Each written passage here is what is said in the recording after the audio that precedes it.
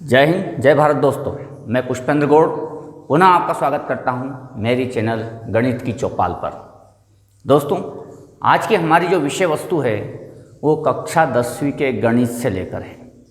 निर्देशांक ज्यामिति हमारा अध्याय लगातार चल रहा था। इसमें हम आ चुके हैं अब त्रिभुज के क्षेत्रफल के सूत्र की स्थापना तक। तो निर्देशांक ज्यामिति में अगर आपको त्रिभुज के 3 शीर्षों के निर्देशांक अगर दिए जाते हैं तो उसका क्षेत्रफल, त्रिभुज का क्षेत्रफल हम कैसे निकालते हैं। तो पहले हम ये पता करें कि दोस्तों इसका सूत्र आया कैसे।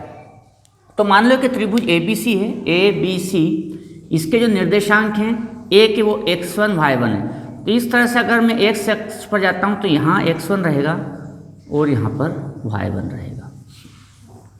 B पर जाता हूँ तो दोस्तों ये x2 निर्देशांक यहाँ रहेगा, y2 निर्देशांक यहाँ रहेगा। इसी प्रकार C पर मैं अगर जाता हूँ तो x3 निर्देशांक यहाँ रहेगा और y3 निर्देशांक यहाँ पर रहेगा। अब मैं यहाँ पर देखता हूँ त्रिभुज का क्षेत्रफल ज्ञात करने के लिए, तो मैं इन बिंदुओं को नाम देता हूँ A B C D। तो A B C तो हो गया, D E और F। अब त्रिभुज का क्षेत्रफल अगर हमें निकालना है, त्रिभुज ABC का क्षेत्रफल, तो इनके निर्देशांकों को शामिल करना जरूरी होगा। अब त्रिभुज के क्षेत्रफल को निकालने के लिए मैंने समलंब चतुर्भुज को लिया, जिसमें से ये वाला जो समलंब चतुर्भुज है, ये पूरा समलंब चतुर्भुज,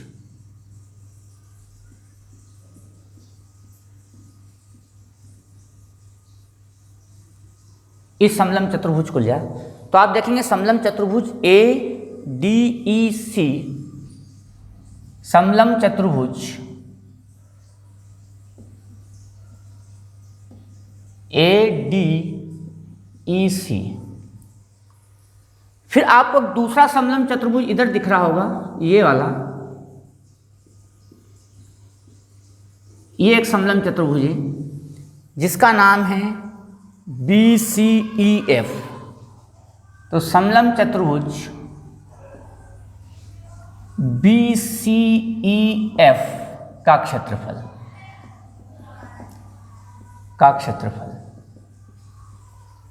तो दोस्तों इससे आप देखेंगे कि ये एक समलंब चतुर्भुज ये है, एक समलंब चतुर्भुज ये है, ये दोनों मिल गए, लेकिन इसमें तो त्रिभुज भी आ गया और बाकी भाग भी आ गया।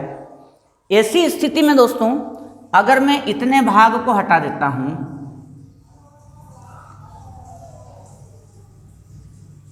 ये भाग अगर माइनस कर दिया जाए,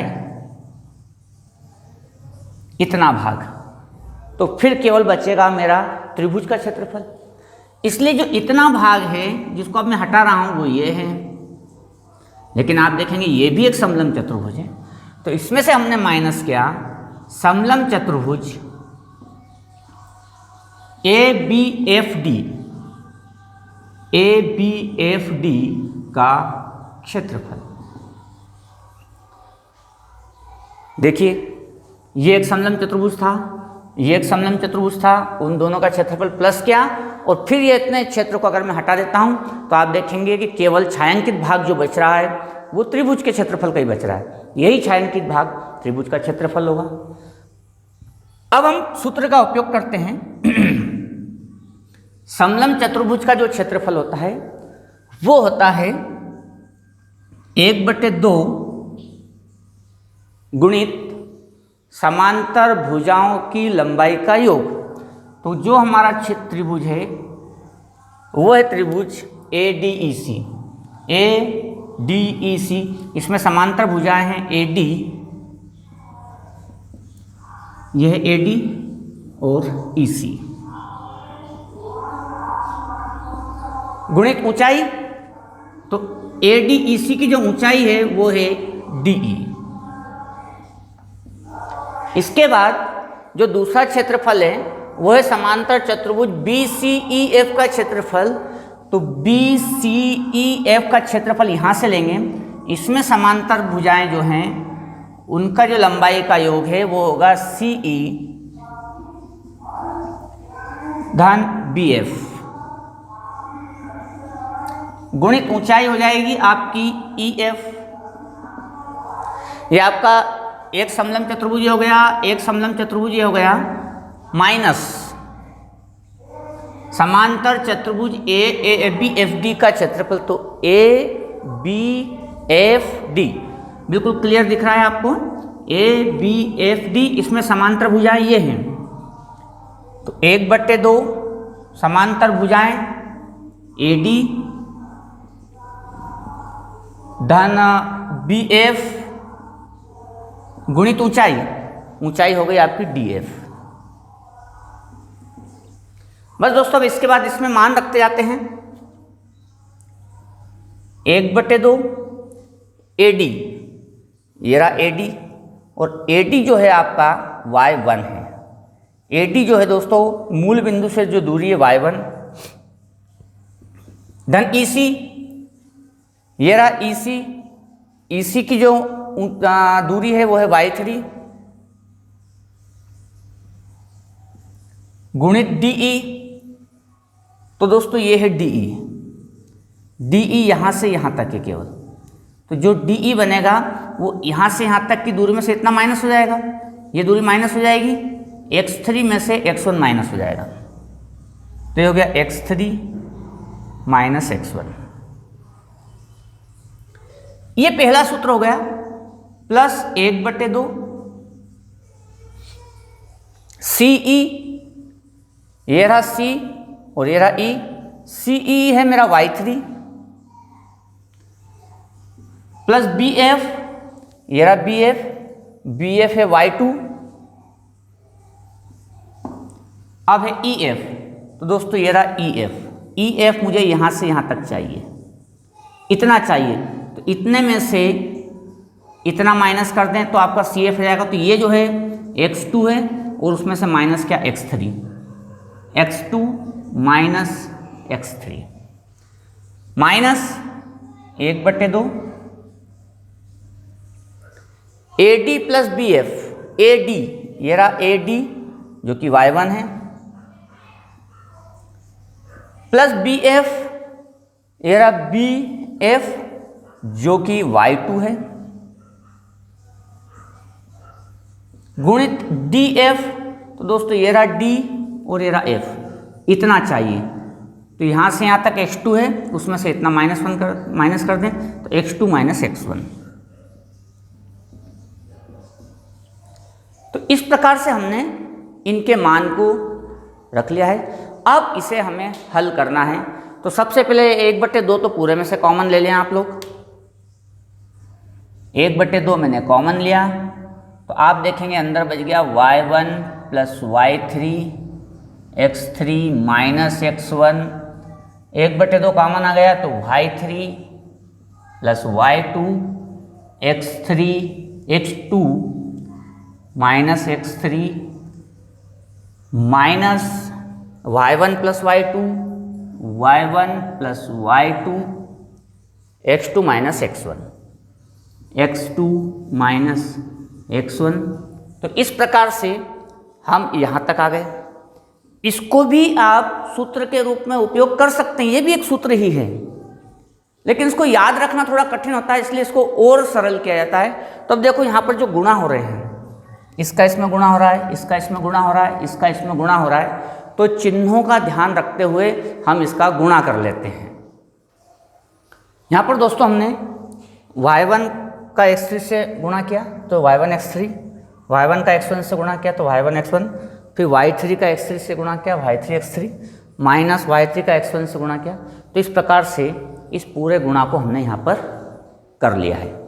अब हम क्या करते हैं कि एक प्रकार के सवाल जो पद हैं उनको एक साथ ले आते हैं। हम x1 वाले पदों को एक साथ ले आते हैं जिससे कि हमें कॉमन लेना आसान हो। तो आप देखेंगे कि यहाँ पर x1 y1 प्लस का है और यहाँ पर x1 y1 माइनस का है, तो ये हल हो जाएंगे। ऐसे ही आप देखेंगे अब x2, तो x2 y3 यहाँ पर है और x2y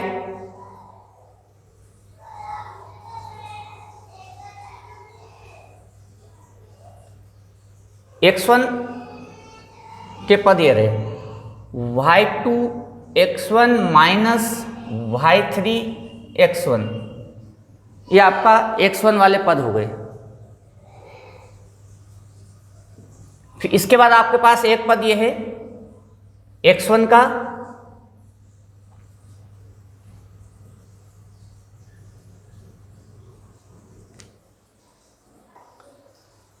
अब हम देखते हैं x2 y2। तो दोस्तों ये x2 y2 माइनस का है और x2 y2 प्लस का है। इसके अलावा अगर हम देखते हैं तो x2 y3, एक पद x2 का ये है और एक पद x2 का ये है। तो हम यहाँ पर प्लस y3 x2 ये पद भी हो गया, माइनस y1 x2 ये x2 x2 के पद हो गए। तो x1 x1 के कुछ पद कैंसिल हो रहे हैं और कुछ पद बच रहे हैं, जो बच रहे हैं उनको लिख लिया। ऐसे ही x2 से जुड़े हुए पद कुछ कैंसिल हो रहे हैं और कुछ बच रहे हैं, उसको यहाँ लिख दिया। अब बचते हैं x3 के पद। तो x3 y1 एक पद ये है, एक x3 y3 ये है, इसके बाद एक x3 y3 ये है। तो दोस्तों ये x3 y3 प्लस का है और ये x3 y3 माइनस का है, तो ये कैंसिल हो जाता है। तो हमारे पास बचता है y1 x3 ये पद भी हो गया और एक बचता है माइनस y2 x3। तो यहाँ पर भी x3 y3 के दो पद कट गए और x3 से जुड़े हुए दो पद बच गए। तो ये हमारे पास पदों जो बच गए। अब इसमें हम देखते हैं कि यहाँ पर x1 कॉमन आ जाता है, तो आपके पास बचता है y2 माइनस y3। यहाँ पर x2 कॉमन आ जाता है, तो आपके पास बचता है y3 माइनस y1। और यहाँ पर x3 कॉमन आ जाता है, तो आपके पास बचता है y1 माइनस y2। और इस प्रकार से आपका त्रिभुज के क्षेत्रफल का सूत्र स्थापित हो जाता है। तो त्रिभुज के क्षेत्रफल का सूत्र यहाँ पर इस प्रकार से आया। अगर आप इसको हल करने का प्रयास करते हैं तो यहाँ पर चिन्हों का ध्यान बहुत रखना पड़ता है गुणा करते समय, क्योंकि अगर एक भी चिन्ह सही गलत हो गया तो फिर बड़ी समस्या आ जाती है। इसलिए यहाँ पर गुणा करते वक्त चिन्हों का ध्यान जरूर रखें। इस प्रकार से त्रिभुज का क्षेत्रफल निर्देशांक ज्यामिति के लिए आता है और इसका उपयोग हम करते हैं। अगले वीडियो में हम इस त्रिभुज के क्षेत्रफल की सहायता से प्रश्नावली को हल करेंगे। तब तक के लिए जय हिंद, जय भारत।